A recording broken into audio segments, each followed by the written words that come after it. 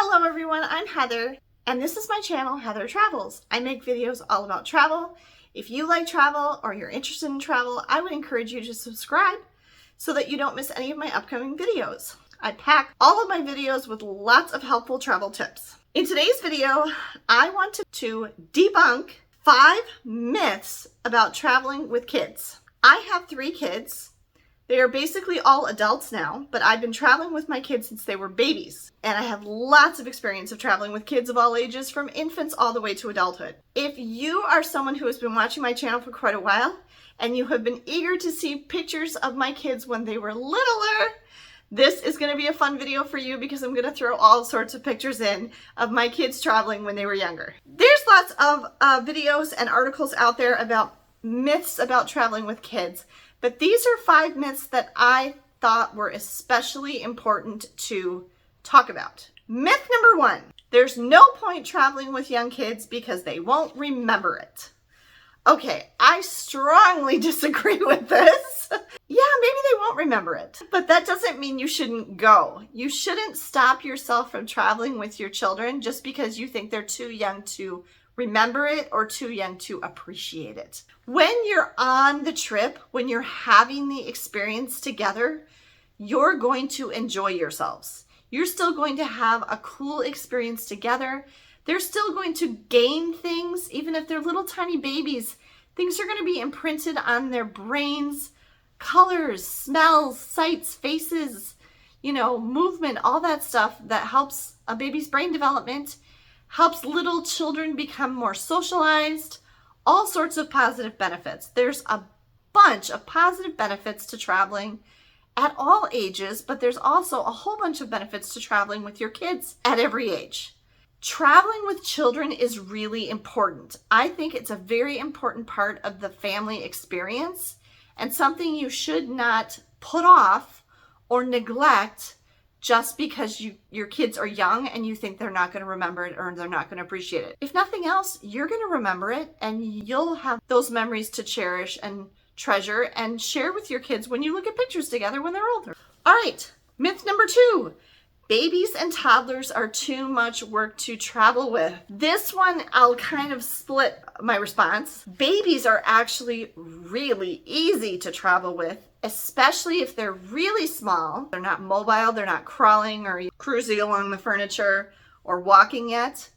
And also, little bonus thing, especially if you're breastfeeding, which I did with all 3 of my kids, because they're extremely small and they're very portable. And you can just have them in the car seat or a front carrier or a backpack or a sling and be carrying them along with you. And, you can set them down and they'll literally stay there forever if you don't come back and pick them up and move them. And they fit in small little spaces, even those little kind of baby cots that they have for airplanes if you're flying with an infant really young, where they can sleep on a long haul flight. Car seats are small. They fit, in places. They even have, car seats that fit right on top of the stroller, so you can just move it from the car or the airplane to the stroller and then just push them along. Babies are very portable. And if you're breastfeeding, feeding them is free and super easy, and you can do it anywhere. I have very discreetly breastfed all 3 of my babies every place you could possibly imagine, and nobody knew I was doing it. Babies are actually really easy to travel with. Toddlers can be more challenging because they want to move. They want to move and explore, and they can be very squirmy in your arms and stuff like that. You still can do a lot of the same thing with toddlers that you can do with babies. Like, you can still push them in a stroller. You might still be able to carry them in a backpack, maybe even a front carrier. You're probably going to have a bigger car seat. You should always have your babies, infants, and toddlers, even if they're under 2 and the plane allows it. Trust me, flight attendants wish this wasn't allowed. Your child, your baby, I talked about this in this video, is much, much safer in their own FAA-approved car seat. Yes, you have to buy them a ticket, but you're going to have to buy them a ticket the rest of their life too, so you might as well get used to it, okay? I always put my babies in car seats, bought them their own ticket on airplanes. Yeah, you're going to have a bigger car seat once they're not an infant anymore, but safer for everyone. You are going to have a lot more stuff with a toddler. With a baby, depending on what stage they're at and how you're feeding them, whether it's breastfeeding or bottles, or if they're eating solid food yet, or you might have to bring some food stuff for them. Toddlers, hopefully hopefully you're to the stage where they can eat the same foods as you, just, cut up smaller, stuff like that, or you can order certain things off the menu that they will like or that they can eat. And you don't have to necessarily bring all the food with you or bring bottles with you anymore, but you might have to bring, diapers and toys and things like that. One thing to keep in mind with traveling with toddlers is if they're still in like a crib or a pack and play and they can sleep in that, those are almost always provided by hotels and cruise ships. So you really shouldn't have to bring anything for your baby or toddler to sleep in, because wherever you're staying is going to have it for you. So yeah, they might be a little bit hard to travel with, but again, I still think it's worth it because of the fun memories that you're going to make with your kids. I can remember when my son Ben was a toddler and we met characters. We got the sweetest, cutest pictures of him with Disney characters. And, the way they interact. Now, that can go either way. Sometimes little kids are actually scared of characters, but that actually happens when they're a little bit older. But if you can manage and you're okay with the fact that you're going to have to, maybe bring some extra stuff or have a little more energy for dealing with your toddler when you're traveling, is that really any different than dealing with him at home? You still get to be someplace else and have a really cool experience with your child. So I still think it's worth it. Okay, myth number 3. It is a waste of time and money to travel internationally with kids. They won't appreciate it. Okay, so again, that they're not going to appreciate a thing. I totally disagree with this too. I really feel like similar to how you ever get a puppy and you take them to like puppy kindergarten, you take them to puppy training class, and they emphasize to you how important it is for you to properly socialize your puppy. So to take them to as many places and around as many different sights and sounds and smells and people and other dogs that you can when they're young, so they become accustomed to experiencing lots of different things. Not that I'm comparing kids to puppies, but the same is true for kids. The more you expose them to when they're young, the better able they will be to tolerate, adapt to, accept, enjoy different types of people, places, and experiences when they're older. Travel prevents ignorance and bigotry. If you want to raise well-rounded, thoughtful, empathetic, adaptable adults, you should travel with your kids. And the more different places you can expose them to, different languages, different types of food, different cultures, all of that, the better off those kids are going to be when they become adults. They're going to be true global citizens, and that can only really benefit them. I feel very strongly that it's a good idea to take your kids to as many places as you can. My oldest son, because he was the only child until he was almost 7, he got a lot of experience spending time with just adults, because I took him everywhere that me and my dad went, because I was a single mom and I basically was kind of like me and my dad and my son doing stuff together all the time and traveling together. And we were with adults and doing what we wanted to do, and he was kind of along and got to try all this stuff. And the other thing, like taking your kids to fancy places to eat. Like a cruise ship main dining room is a pretty fancy experience compared to what they might be used to. And getting them to learn what fork to use and all that stuff, that can be really a valuable thing for them, because it's, again, that's a different experience that they're going to have normally. So anything like that where you can expose your kids to anything different than they're used to, I think is really good for them. Myth number 4, your kids will enjoy anything that is marketed as being good for families. This is where you've really got to consider the viewpoint of the people who did the marketing. First of all, the people who did the marketing for a particular place might not have a family. Okay, they might be some 30-year-old guy who's never had kids and doesn't know what he's talking about. I feel like in the travel industry, especially the cruise industry, what they consider good for families tends to be more lots of movement and activity, like physical activity, and not necessarily suited for all personality types, whether that be kids or adults. So when you travel with your kids, or even when you're traveling without kids, I think what's important is not necessarily to look at places that are marketed as being good for families or good for kids, but what's going to be best suited for those people who are traveling, whether they be adults or kids, personalities and interests. Like, for example, my oldest son, Andrew, is very interested in history. He minored in history in college, and he has grown up to become an attorney. And so he's very interested in history and law and government and things like that. And so he has enjoyed going to places like that, where he can learn about history and government and stuff like that. My daughter and my younger son are both very interested in art. So they like going to art museums. My daughter is extremely involved in music. And so she likes going to places that have to do with music, or where, concerts or things like that. All three of my kids like to go to plays. You'd be surprised. You might not think, oh, I'm not going to take my kid to a Broadway show. I have a friend who takes her kids to Broadway shows like constantly. She takes special trips to New York with them all the time just to take them to Broadway shows. Don't think that just because you think of an activity or a place or a destination or an attraction as specifically for kids, that that's necessarily good for your specific kids, or that that's the only places you can take them. You don't have to take your children only to places that are specifically marketed to kids.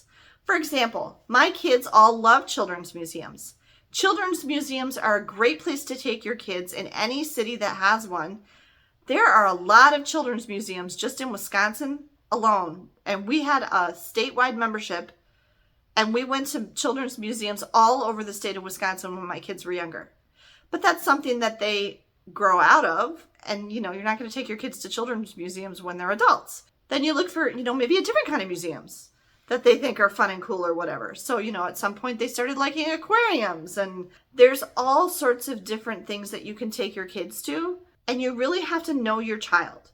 You have to know your child and know their personality and know their interests. If you've got a kid who's really into Lego, there's Lego destinations you can take them to. Ben and I went to Legoland in California, and we always look for the Lego store if we know there's going to be a big one there. So know your child and know what suits their interests and their personalities, and realize that it doesn't have to necessarily say it's a family-friendly thing. And when it comes to cruise lines, that's something too. My kids like Royal Caribbean, but my daughter particularly likes Disney, even as an adult now, better than Royal Caribbean. Because Royal Caribbean's family-friendly stuff tends to be more active, physical, sporty kids type stuff. And not every kid is like that. I mean, my daughter actually went nuts over the library on Holland America more than she gets excited about the physical, sporty type stuff on Royal Caribbean. So know your child, know their personality. Don't necessarily stick to just the stuff that says it's family friendly, because there's plenty of adult stuff that your kids will enjoy too, depending on what they're into. And myth number 5, it is too expensive to travel with kids. Okay, well, right now in early 2024, it's too expensive for me to travel anywhere, but even by myself. I can't even get, downtown. It's because everything is so expensive. You leave your house and it's $250. There are so many ways that you can save money or spend less money when you travel, and that's whether you're traveling with or without kids. Here's something that you need to remember about kids, especially the younger they are. They're very easily entertained. Depending on your attitude and how you approach it and how you talk to them and everything, you can make anything interesting and entertaining to kids. My kids, when they were younger, would be just as happy to climb out on the rocks, at the lake and look at boats go by, which costs nothing, as they would be to go to the big, very expensive amusement park. A lot of activities that you can do, even around home, but especially when you're traveling, are free. Lots of stuff is free. Parks are free. Sometimes zoos are free. Lots of museums will have a free night or a free day once a week or once a month. National parks even have few days a year where they're free, where the admission is free. Look for the times or the places that stuff is free. Lots of things can be free in every city. In Europe, this is really true. So many great attractions and museums in London are free. Other things that I recommend is, look for discounts. If your kid is under a certain age, often they're going to be a lower price for certain things. Now, don't lie and say your kid is younger than they are, okay? Because then you're just teaching your child a lot. When they are young enough to get the discount, take advantage of the discount when they're younger. Hey, bonus. You get in free or you get in cheap or whatever. Even as college students, a lot of times my daughter still gets discounts to stuff because she can show her college ID and she can get in at a discount. So lots of times there's discounts for things. Another way that you can save money when you travel is using things like public transportation instead of renting a car or taking taxis. Using things like City Pass or the Go Card to combine your attractions that you're going to go to anyway and get a discount that way. There's lots of ways to save money when you travel. When kids are little, sometimes they can eat off your plate because American portion sizes are ridiculous. Or kids' meals themselves are cheaper than adult meals. Or there might be something like kids eat free or kids stay free or stuff like that. I've made videos about this before years ago now, but if you stay in hotels that have free breakfast, you can really fill up at breakfast. And, if you eat breakfast late enough, like at the end of the breakfast period, you might be able to even just skip lunch and go straight to an early dinner and save money on food that way. So there's all sorts of ways that you can save money when you travel. And actually, kids are like the easiest people to get free activities or discounted activities for. Much easier than adults. I don't think you should say that just because it's too expensive is an excuse to not travel with your kids. Because you only have a certain number of years with your kids and you're never going to get those back. Who knows if they're going to want to or be able to travel with you when they're adults. I'm really blessed that my kids still enjoy traveling with me, but I don't know if they're always going to feel that way. And I do worry that someday I'm going to end up having to travel alone, which I don't like at all. So, when you have the opportunity to travel with your kids, try to not let the cost prohibit you from doing so. If you make it a high enough priority in your life to travel with your children, then you'll find a way to make it happen. So there you go. Those are 5 myths about traveling with kids that I think it was important to discuss. Let me know in the comments below if you agree with these or disagree or have some other ones that you think are even better. I really appreciate all of your comments, your feedback, and your support of my channel. Make sure you subscribe if you haven't already. And if you liked this video, be sure to give me a thumbs up. Have a great day, everyone, and safe travels.